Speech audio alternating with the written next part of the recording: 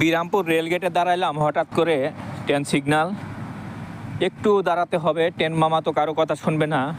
Train মামা তো তার নিজস্ব গতিতে তার নিজস্ব রাস্তায় চলবে, আর আমরা তো ট্রেন মামার রাস্তা ব্যবহার করতে হয়, তাই আমাদেরকে দাঁড়াতে হলো। আমরা দাঁড়ালাম বিরামপুর থানা, দিনাজপুর জেলা। আমরা এখনই ডান দিকে মুভ করে চলে যাব হিলি বর্ডারের দিকে। আমরা হিলিতে গিয়ে আমাদের একটু খানা দানা খাবো, খাওয়ার পরে আমরা আবার ঢাকার উদ্দেশ্যে বের হয়ে যাব মাশাল্লাহ।